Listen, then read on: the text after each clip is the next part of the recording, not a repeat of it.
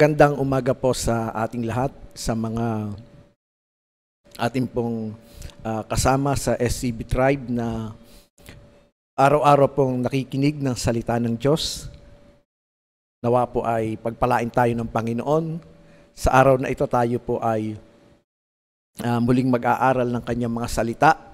At naniniwala po ako na ang Diyos po ay palaging mayroon nakahandang pagpapalang spiritual sa atin upang tayo ay patuloy na lumago sa hindi lamang sa kaalaman kundi sa pagsunod sa salita ng Panginoon na ninanais po niyang ating hindi lamang po natin matutunan kundi atin pong maipamuhay.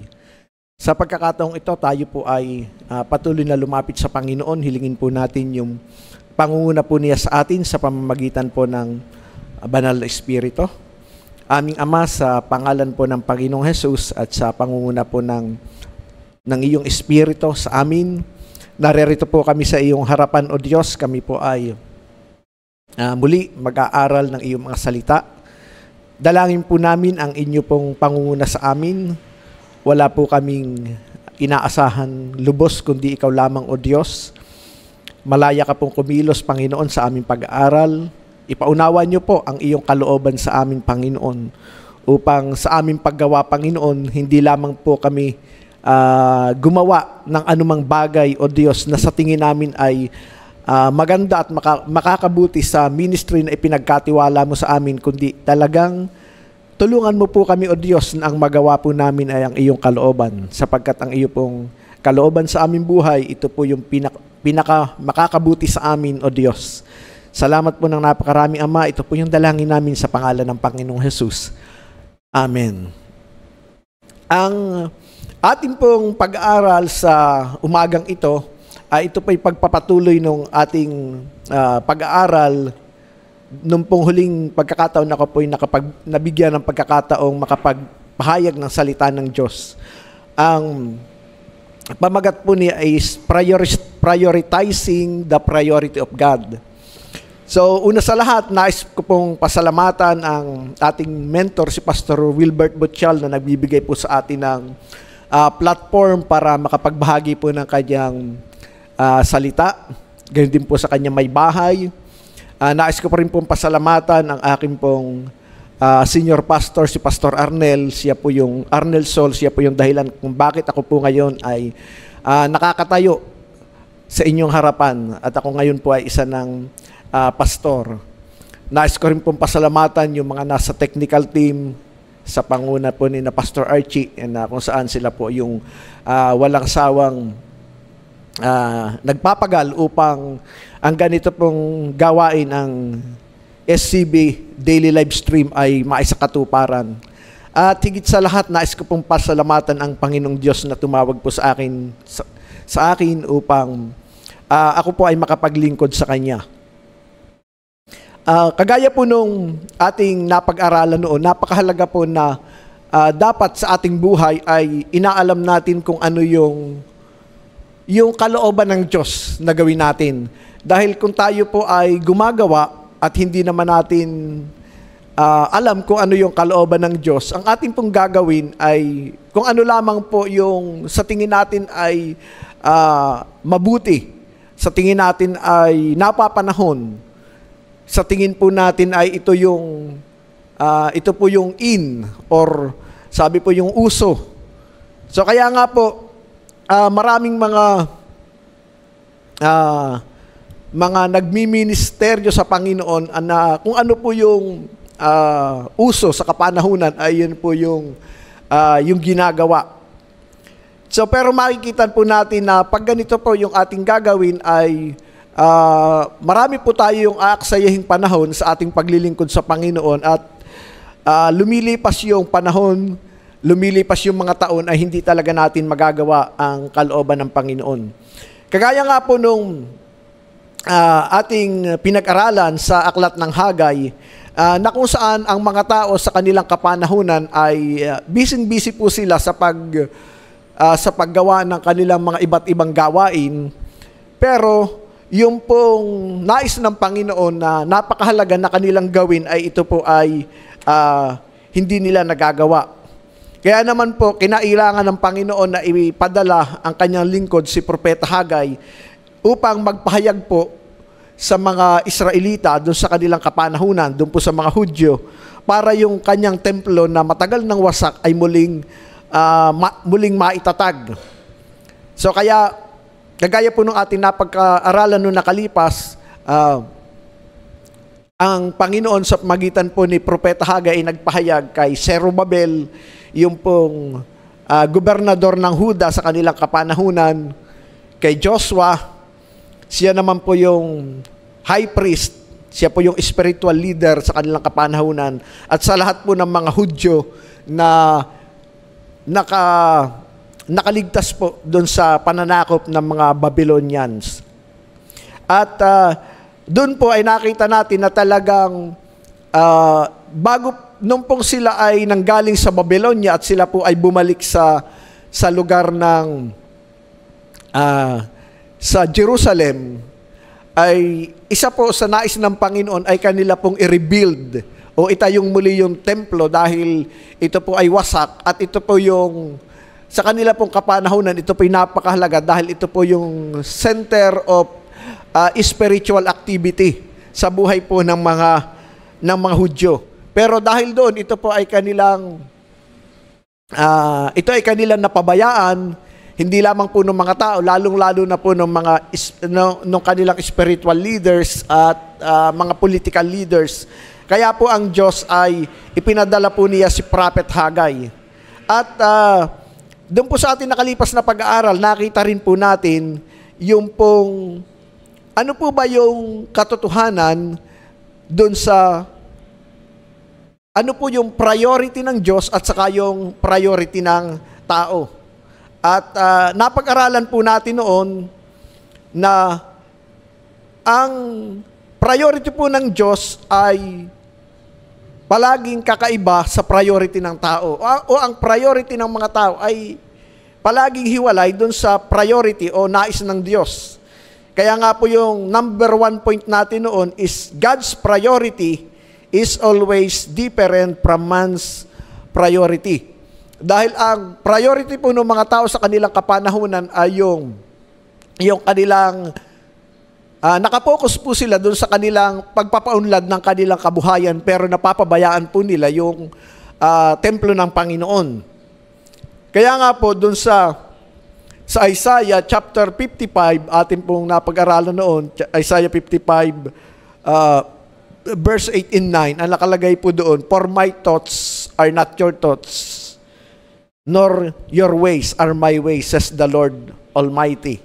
Makikita po natin na pag hindi po talaga natin aalamin yung kalooban ng Diyos, ay hindi po natin ito malalaman. Napag-aralan po natin na ang kinakailangan pong gawin natin para malaman natin ang kalooban ng Diyos is, ang isa nga po is, our strong connection to God will help us to see the way God sees things and help us to refocus on God's priority. Kinakailangan talaga po ay strongly connected tayo sa Panginoon. Personally, tayo po ay mayroong time na makapag-fellowship sa Panginoon, nang sa gayon ay malaman po natin yung kanyang kalooban sa ating buhay. At ang ikalwa po na napakahalaga rin po is our strong connection to God's appointed authority in our lives. Our pastor will help us to see and do accurately what is in the heart of God. Napakahalaga rin po na tayo po ay strongly connected, hindi lamang po sa Diyos, kundi doon po sa mga ginagamit ng Diyos sa ating buhay upang tayo po ay makapaglingkod sa Kanya. Dahil yung po mga pastor natin, tayo po ay kanilang tutulungan na makita natin yung kalooban ng Diyos, malakaran natin yung kalooban ng Diyos, at makapaglingkod tayo ng tama at naaayon sa kalooban ng Diyos. So, ngayon po, ipagpapatuloy po natin yung ating pag-aaral. Ano po yung second truth na kinakailangan malaman natin? So number 2 po tayo, about the truth about God's priority and man's priority. Number 2, when we do not know God's priority, we may falsely assume that what we are doing is His priority. Ito po yung nakakatakot dahil kung hindi po natin alam ang kalooban ng Diyos at patuloy po tayong gumagawa, magkakaroon po tayo ng tinatawag na false assumption na yung pong ating ginagawa ay ito po yung nais ng Diyos. Gusto ko pong basahin yung aklat ng Haggai, chapter 1, verse 2 and 3. Basahin po natin sa NIV. This is what the Lord Almighty says. These people say, the time has not yet come to rebuild the Lord's house. Then the word of the Lord came through the prophet Haggai. Is it a time for you yourselves to be living in your paneled houses while this house remains a ruin? So makikita po natin na sa kanilang kapanahunan, busy-busy po sila sa maraming mga bagay, marami po sila mga ginagawa, pero yung pong kalooban ng Diyos, yung napakahalaga sa Diyos na kinakailangan nilang gawin, ay ito po yung kanilang naniniglect. Ito po yung kanilang nakakalimutang gawin. Kaya naman po, kinailangan ng Panginoon na ipadala yung kanyang propeta, yung kanyang lingkod, walang iba kundi si Prophet Haggai, upang nang sa gayon ay ipaunawa po doon sa mga mamamayan ng Huda, pati na rin po doon sa mga pinuno ng Huda, maging yung mga leader sa kalalagayang espiritual ng kanilang kapanahunan na sila po ay nagpo-focus doon sa maling priority. Na kung saan po ay sila po ay concern lamang doon sa kanilang kalalagayan sa buhay, doon sa kanilang mga hanap buhay, pero napapabayaan po nila yung pagtatayo ng templo na kung saan ito po yung ninanais ng Panginoon. Sa atin din pong kalalagayan, kinakailangang mayroon po tayong malinaw na pangitain sa Panginoon at malinaw po yung ating mission. Ito po, pakinggan po nito. When we do not have a clear vision and mission from God for the local church that He has entrusted to us, we will busy ourselves with various ministries that will use up our energy, our time, and finances, but we will end up doing the wrong things. Kung wala po tayong malinaw na vision mula sa Panginoon para doon sa mga local churches na ating pong pinaglilingkuran o ipinagkatiwala po niya sa atin, ang gagawin po natin, tayo po ay gagawa ng maraming mga bagay na kung saan ay ito po mag-i-spend po tayo ng lakas, ng panahon at ng pananalapi. Pero mali po yung ating ginagawa at ito po ay nakalulungkot. Yan. Nais ko po kayong bigyan ng halimbawa. Hindi po lahat na bagay na mabuti ay kalooban na ng Diyos sa ating buhay. Dahil tatandaan po ninyo, ang Panginoon, may mga bagay na ipinapagawa sa atin at doon tayo dapat mag-focus. Doon sa mga bagay na hindi kalooban ng Diyos sa ating buhay, hindi po tayo dito dapat mag-focus. Kagaya nga po ng binabanggit ko kanina, marami mga ministries ang pwede nating gawin, pero ang katanungan ay ito po ba talaga yung nais ng Panginoon sa ating buhay? O doon sa local church na kung saan tayo po ay naglilingkod. Halimbawa, bibigyan ko po kayo ng halimbawa. Usong-uso pa rin po ngayon sa panahon ito yung tinatawag na feeding programs. yung pagpapakain doon sa mga batang walang makain, mga batang lansangan o mga batang mahihirap. At ito po ay mabuti. Ito po ay makabubuti sa kalalagayan ng ating lipunan kung matutulungan po yung mga batang mga naghihirap at walang makain. Pero tatandaan po natin, it will consume a lot of manpower resources and financial resources. Dahil siyempre po, pag tayo magpapakain, marami yung ating pinapakain, at we are doing it on a regular basis, kinakailangan po natin dito ng maraming mga tao na kung saan ay maging katuwang natin sa ministeryong ito. Ikalawa po, ito ay mahabang panahon po yung uubusin natin dito. At ikatlo, ito po ay gagamit po tayo o magkukonsume po tayo ng maraming salapi para ito po ay maisakatuparan. Halimbawa, yung pong tinatawag na prison ministry o yung pangangaral doon sa mga taong nasa bilangguan. Ang prison ministry po ay maganda dahil ibig sabihin, ito po ay inaabot natin yung mga tao na wala pa silang relasyon sa Panginoon.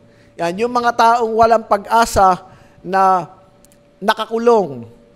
Ano man po yung dahilan ng kanilang pagkabilanggo. Pero kagaya rin po ng feeding program, kinakailangan din po natin dito ng maraming resources upang ito ay maisakatuparan. Gayon din po, nitong mga nakalipas na taon, umuso po yung tinatawag na Ministry for Drug Dependents. Lalo na po nung pong maraming yung mga tinatawag na mga sumuko doon po sa Oplan, Tokhang. So maganda po ito ang pagkakataon para matulungan natin yung mga kababayan nating nalulong sa droga at sila po ay makaahon doon sa kanilang bisyo. Tatanda po natin, these are all good or very good ministries because these types of ministries were mentioned by the Lord Jesus Christ in Matthew 25, 34 to 40. Ganito po ang sabi ng Panginoong Jesus. Siya mismo yung nagsasabi dito, nagpapahayag nito. Then the king will say to those on his right, "Come, you who are blessed by my Father, take your inheritance, the kingdom prepared for you, since the creation of the world. For I was hungry, and you gave me something to eat. I was thirsty, and you gave me something to drink. I was a stranger, and you invited me in. I needed clothes, and you clothed me. I was sick, and you looked after me. I was in prison, and you came to visit me." Then the righteous will answer him, "Lord, when did we see you hungry and feed you, or thirsty and give you something to drink? When did we see you a stranger and invite you in, or needing clothes and clothe you?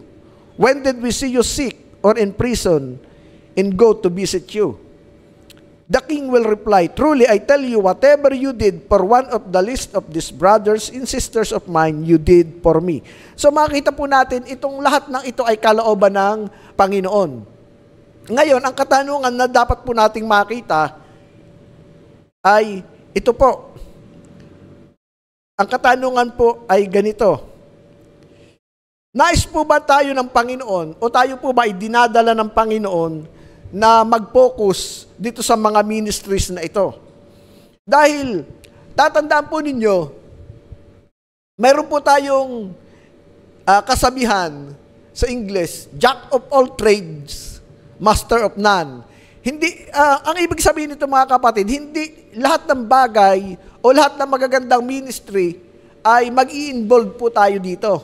Yan, mayroon po mga particular ministries or particular works na kung saan ay nais ng Panginoon na tayo po ay gumawa at maglingkod sa Kanya.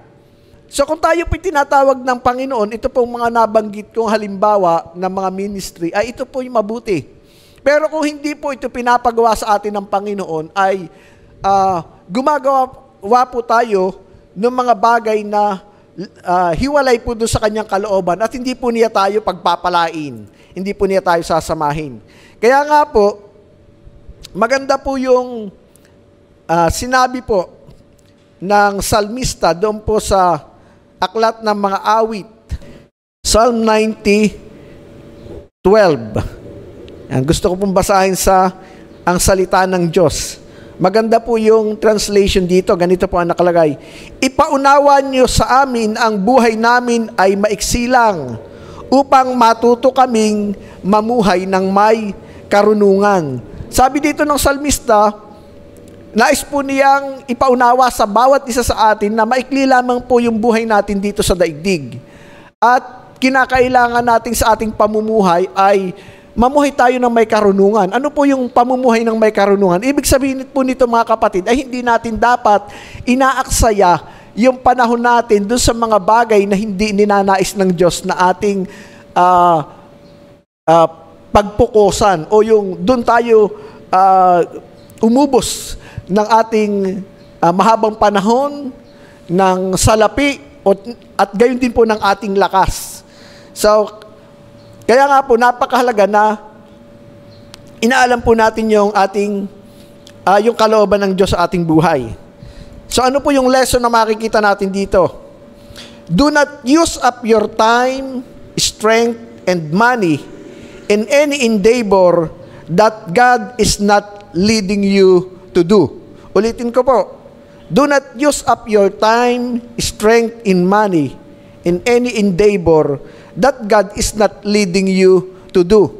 Pag ito po ay hindi kalooban ng Diyos sa ating buhay, kahit ito po ay maganda, hindi po natin dapat dito ginugugol yung ating lakas, yung ating panahon, at yung ating pera. Dahil tayo po ay, paggagawin po natin ito, hiwalay tayo dun sa kalooban ng Panginoon.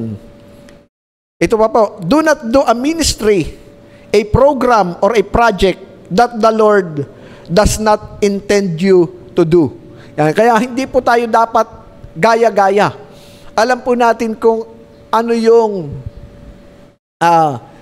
sa body of Christ, ano po yung part po natin na kung saan tayo ay kinakailangan maging malinaw po ito na ito po yung ating ginagampanan. Naalala ko po, mayroon din po sinabi ang ating pambansang bayani, si Dr. Jose Rizal. Ang sabi po niya, not all of us shall be doctors, lawyers, and engineers. There must be someone to till the soil. So, ang sabi po niya, hindi lahat ng Pilipino ay dapat ay engineer o abogado o mga doktor. Kinakailangan ding mayroong magsasaka. So, ganun din sa kaharian ng Diyos, tayo po ay mayroong kanya-kanyang gampanin na kinakailangan po nating gawin at ito po ay dapat maging malinaw sa bawat isa sa atin. So, number 3. The truth about God's priority and man's priority. Ito po yung pangatlo. There will be adverse and unfavorable consequences if we neglect God's priority. There will be adverse and unfavorable consequences if we neglect God's priority. Alam niyo po ba, kahit tayo ay masipag sa ating ginagawa, pag hindi iyan yung kalooban ng Diyos, ay ito po ay hindi maging maganda yung epekto sa atin. Meron po itong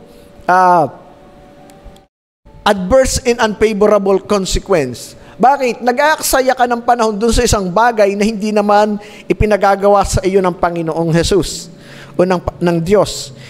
If we cannot see the blessings of God and what we are doing, we must examine ourselves to know if what we pursue is aligned to His will. Ulitin ko po. If we cannot see the blessing of God in what we are doing, we must examine ourselves to know if what we pursue is aligned to His will. Ang isa pong dapat makita natin, yung ginagawa natin, ito po ba ay pinagpapala ng Panginoon? Dahil kung hindi, ito po yung pwedeng makita natin na isa ito sa batayan na hindi ito talaga yung nais ng Panginoon sa atin. Hindi naka-align sa kanyang kalooban yung ating ginagawa. Kaya nga po, ang sabi po dito sa Psalm 90, verse 17, Psalm 90, verse 17, in New Living Translation, and may the Lord our God show us His approval and make our effort successful. Yes, make our effort successful. Yan. Pag ang isang bagay po na ginagawa mo, nakikita mo po yung pagsama ng Panginoon, nangangahulugan na iyan po ay naka-align ka. Isa po ito sa sukatan. Naka-align ka sa kalooban ng Panginoon. Pero pag nakikita mo na walang pagpapala ang Panginoon sa ginagawa mo, ikaw ay nahihirapan, then ito po yung pwedeng maging sukatan din natin o maging tanda sa atin na yung ginagawa natin ay hiwalay doon sa kalooban ng Diyos para sa ating buhay. Number 4, the Lord will be glad and honored when we are making His priority our priority. Ulitin ko po. The Lord will be glad and honored when we are making His priority our priority. And ang Diyos po, nagkakaroon po siya ng kagalakan at siya po ay nabibigyan natin ng karangalan kung yung ginagawa po natin sa ating buhay ay ito po yung kalooban ng Diyos. Kaya nga po, anak, ganito po yung mababasa po natin sa aklat ng Hagay, chapter 1, verses 7 and 8. This is what the Lord Almighty says, give careful thought to your ways. Go up into the mountains and bring down timber and build my house, so that I may take pleasure in it and be honored, says the Lord. So, makita po natin na sabi po niya dito, siya ay nagagalak, mayroon siyang pleasure at siya po ay nabibigyan ng honor kung yung pong nais po niya sa ating buhay ay ating pong ginagawa. Yan. Tandaan po natin mga kapatid, ang Diyos, hindi po natin siya dapat tingnan doon sa isa lamang aspeto ng relasyon natin sa kanyang buhay. Ang Diyos po, tatandaan ninyo, pag pinag-aralan natin ang Biblia, siya po ay, isa pong binanggit ng kanyang salita, siya po ay ating master. At tayo po ay kanyang mga servant o tayo ay kanyang mga lingkod. That's one truth. Pero, hindi po yung nagtatapos doon. Sinabi rin po na ang Diyos ay ating hari. Yan, at tayo ay mga mamamayan ng kanyang kaharian. That's another truth. Pero, pag titingnan natin, hindi pa rin po nagtatapos doon. Ano pa rin po ang sabi ng kanyang salita? God is our Father and we are His sons and daughters. So, at tatandaan po ninyo, ang isang ama ay nagagalak po siya pag kanyang anak ay sumusunod sa kanya. Kaya nga po ang Panginoong Jesus nung siya nagmi-ministry, ang Panginoong Jesus siya po ay naging masunurin sa kanyang ama. At ang sabi po ng kanyang ama, narito ang minamahal kong anak na lubos kong kinalulugdan. So makikita po natin na ang Diyos, pag tayo po ay sumusunod sa kanyang kalooban, siya po ay nagkakaroon ng kaluguran. One way to honor and please God is by doing His will or His priority in our life. So, kaya hindi lamang po doon sa spiritual aspect or doon sa ministry aspect, dapat nating nabibigyan ng kaluguran ang Diyos sa ating buhay, kundi sa lahat ng ating ginagawa. Ako po ay medyo mahilig ding magbasa ng history. At meron po ako nabasa noong 1924, almost 100 years ago. Yan, meron pong isang athlete na siya po ay mananampalataya.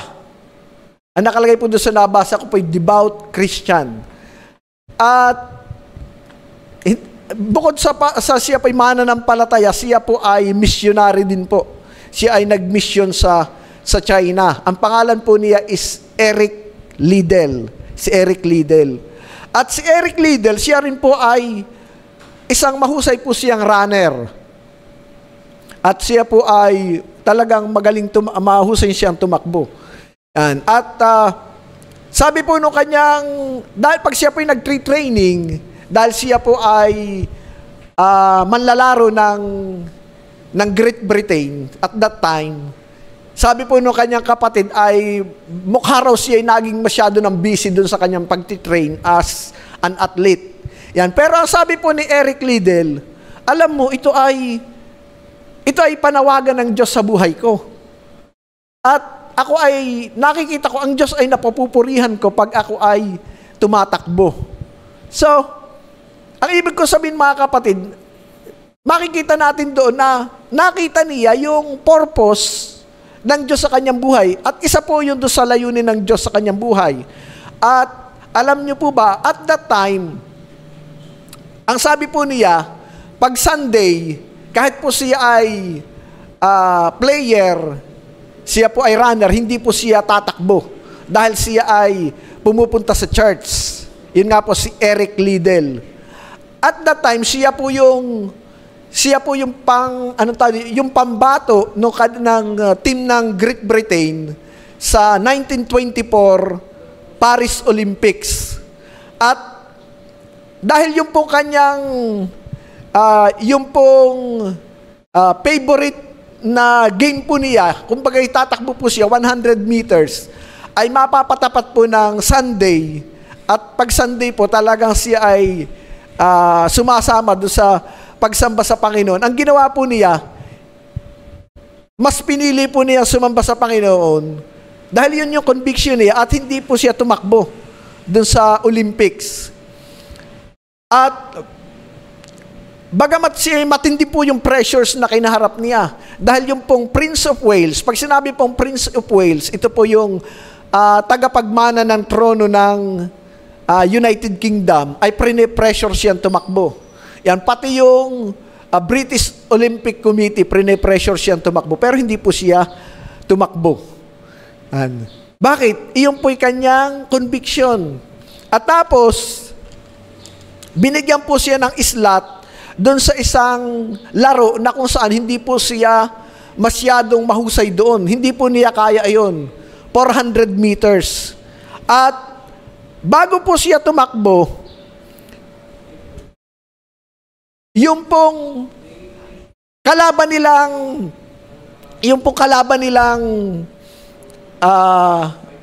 doon sa grupo ng mga kalaban nilang mga Amerikano, yan, meron po nagbigay sa kanya ng note. Ang ipinasa po sa kanya, binigay po sa kanyang note is 1 Samuel 2:30. Ang nakalagay po doon, those who honor me, I will honor. Yan. At si Eric Liddell, siya po'y tumakbo doon sa 400-meter dash na kumbaga hindi po niya yung laro. At siya po ay nanalo ng gold medal. At siya po ay nakilala sa buong mundo. At that time, dahil nga po doon sa kanyang conviction na as a Christian, hindi siya tatakbo pag araw ng Sunday. Dahil iyon po ay, sabi po niya, araw ng pagsamba sa Panginoon. So, ngayon, ang point ko lamang po dito, mahalaga na alam natin yung priority natin sa ating buhay. Bakit? Ulitin ko po, yung point number 4. The Lord will be glad and honored when we are making His priority our priority. Kaya po doon po sa aklat ng Doon po sa aklat ng 2 Chronicles, ganito po ang nakalagay. 2 Chronicles chapter 7 verse 1 to 3. When Solomon finished praying, fire came down from heaven and consumed the burnt offering in the sacrifices, and the glory of the Lord filled the temple. The priest could not enter the temple of the Lord because the glory of the Lord filled it.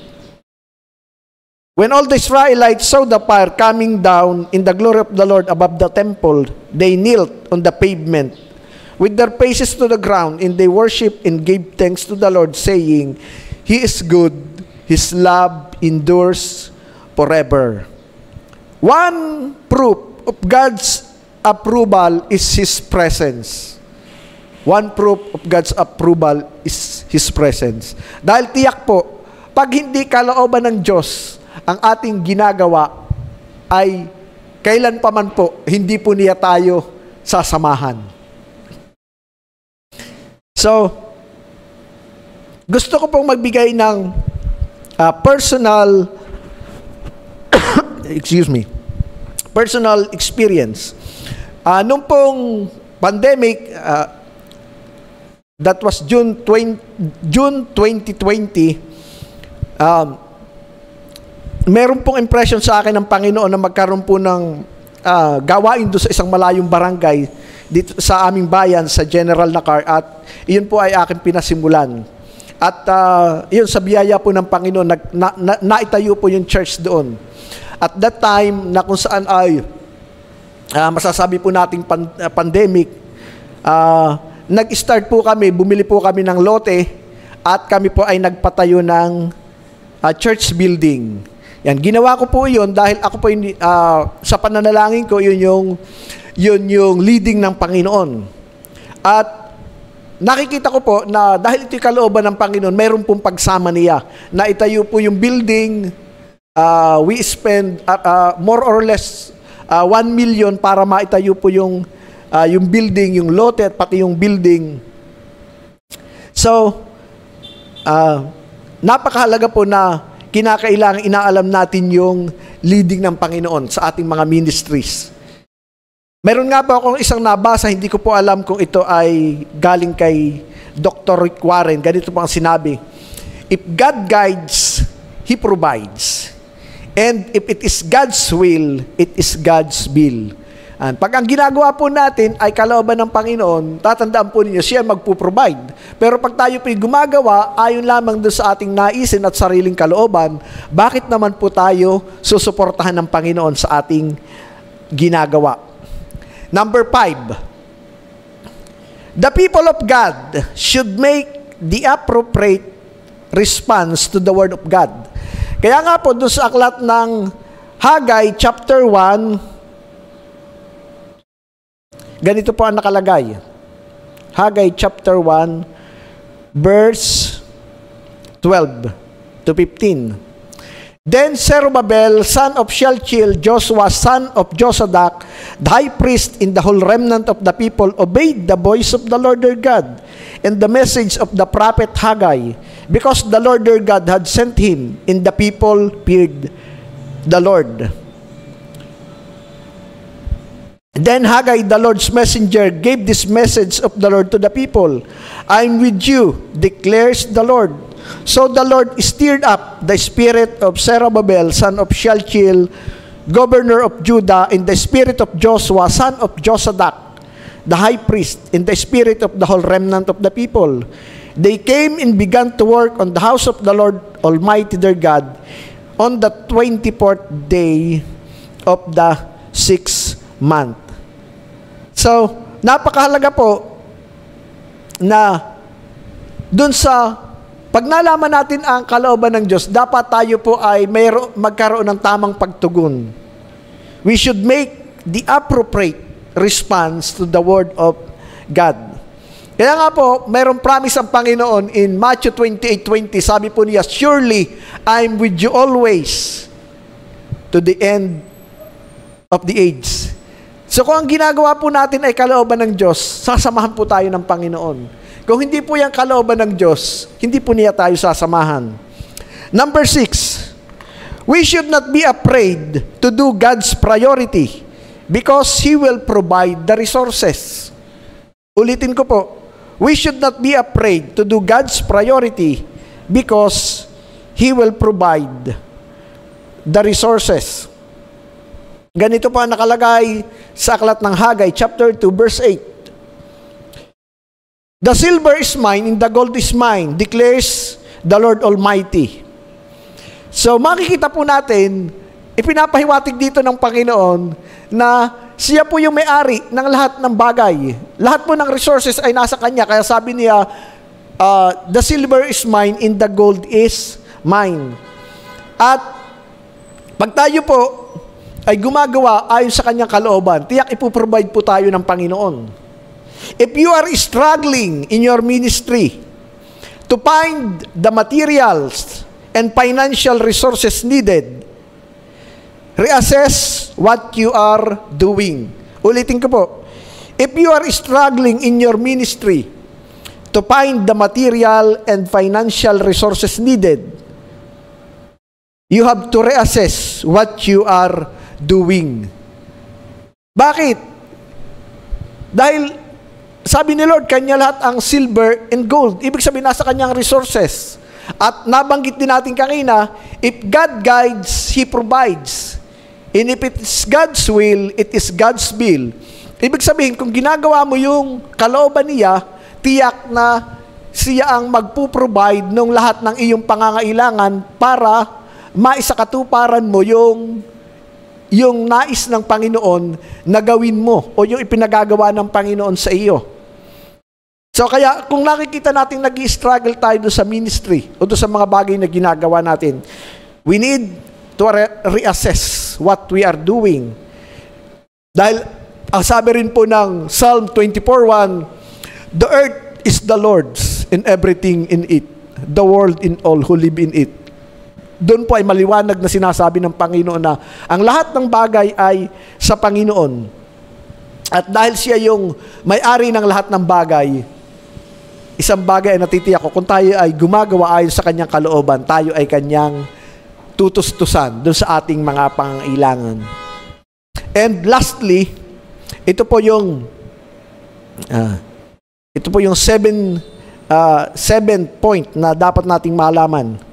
The blessing of the Lord will be the portion of the one who prioritizes God's priority.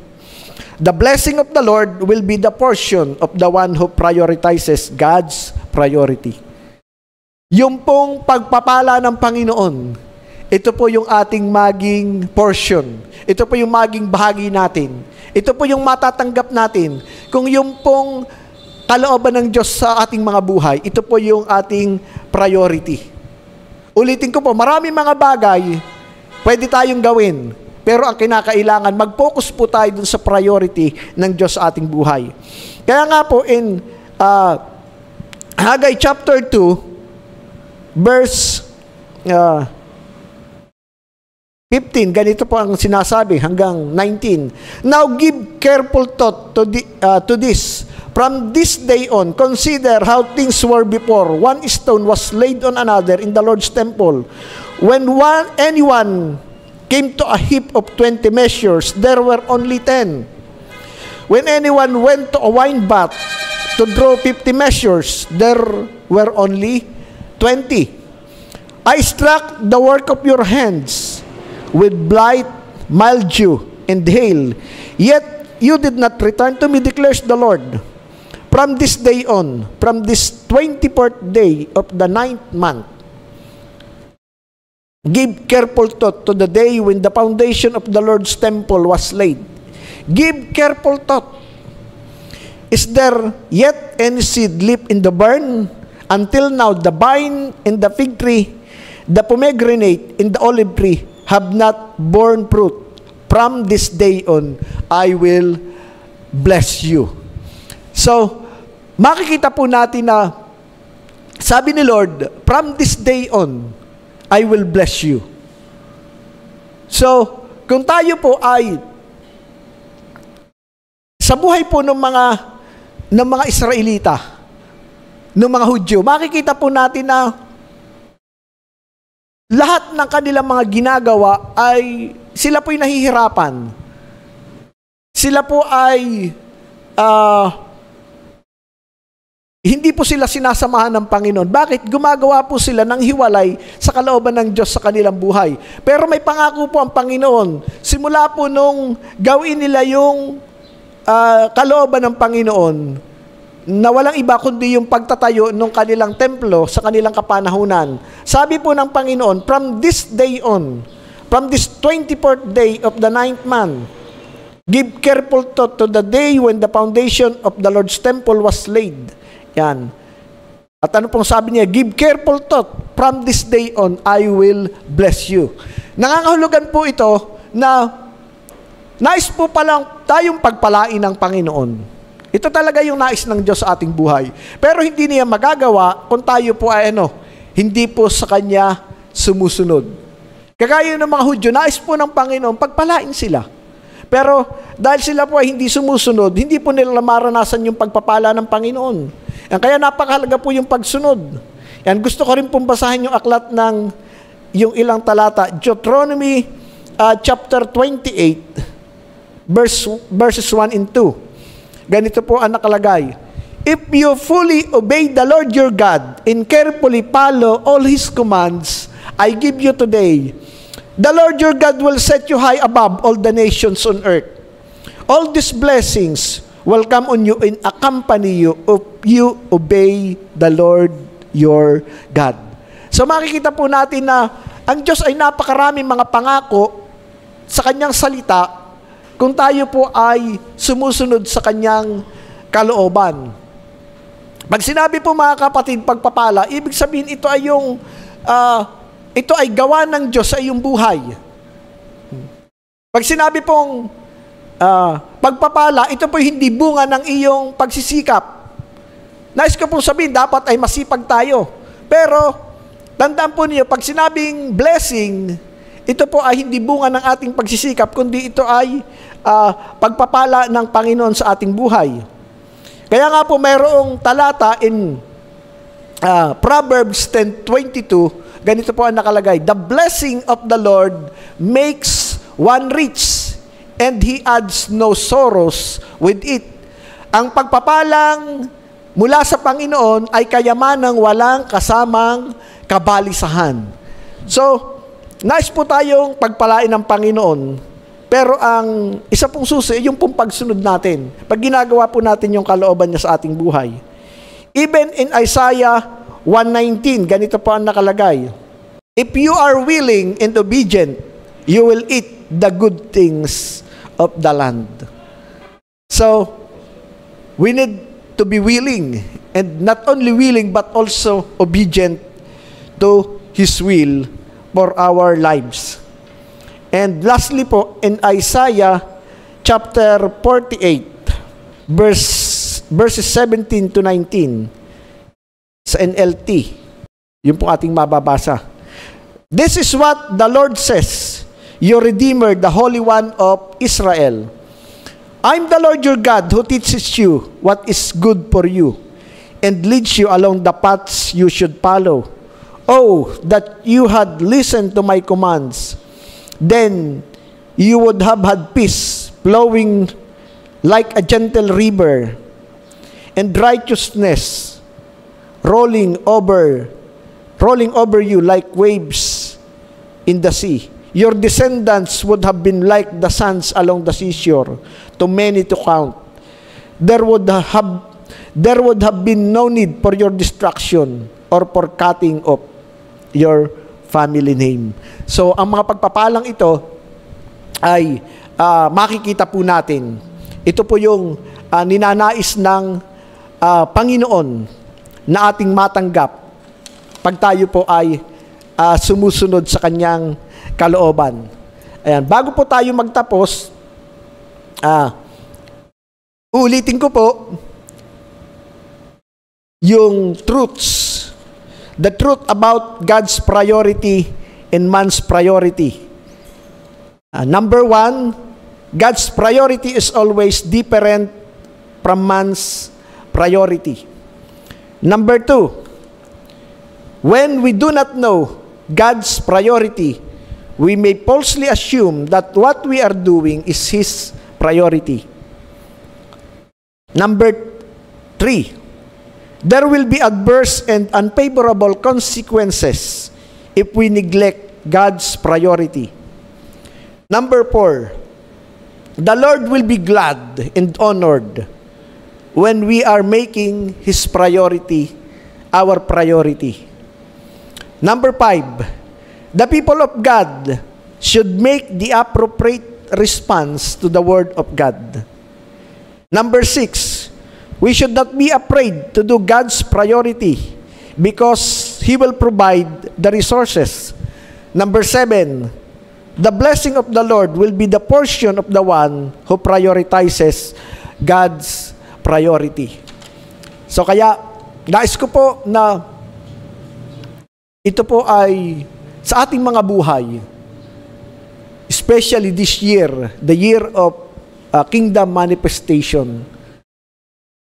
Naniniwala po ako na ang Diyos ay nais po niya na talagang maranasan po natin yung pong pagpapala niya sa sa iba't ibang aspeto ng ating pong buhay. Napakahalaga po ito na sa ating pamumuhay, dapat inaalam natin ano po yung priority ng Diyos para sa atin. At ito po yung ating lalakaran, ito po yung ating hahakbangan, ito po yung ating ipamumuhay. At nang sa gayon, hindi po tayo mag-struggle sa ating paglilingkod sa Panginoon. Nawa po tayo po ay napagpala ng Panginoon. Sige po tayo po ay manalangin, aming Diyos. Sa pagkakataong ito, muli po kaming nagpapasalamat sa iyo, O Diyos. Minsan pa kami po ay nakatanggap ng mga kapahayagan na kung saan, O Diyos, ninanais mo pong ipaunawa sa amin na bilang kami ay iyong mga lingkod, bilang mga mamamayan ng iyong kaharian, kami bilang iyong mga anak, O Diyos, ay makita namin kung ano talaga yung nais mo sa aming buhay, kung ano po yung priority mo sa aming mga buhay na kinakailangan naming lakaran, kailangan naming isagawa, sapagkat kung gagawin namin, Panginoon, yung nais mo, yung priority mo, Panginoon, Lord, tiyak yung pagpapala mo po ay aming mararanasan. Tiyak, O Diyos, na tutulungan mo po kami, Panginoon, sapagkat hindi mo po ninanais na kami po, O Diyos, ay mag-struggle sa aming paglilingkod. Kundi gawin namin, Panginoon, yung paglilingkod sa iyo, O Diyos, na maayos, Panginoon, na talagang yung pagsama mo, yung pagpapala mo sa lahat ng aspeto ng aming buhay ay aming nararanasan. Salamat nga po sa iyo, O Diyos. Pagpalain mo po ang iyong mga anak na patuloy na nakikinig ng iyong mga salita. Tulungan mo sila, Panginoon, na hindi lamang ma-inspire, kundi ma-build up yung kanilang karakter, yung kanilang spiritual na buhay. Nang sa gayon, Panginoon, anuman yung kaharapin nila na mga pagsubok sa daigdig na ito po yung kanilang mapagtagumpayan, O Diyos. Salamat po, aming Ama, sa pangalan po ng Panginoong Hesus at sa pangunguna po ng iyong Espiritu, ito po yung aming dalangin. Amen. Magandang araw po, mga kapatid.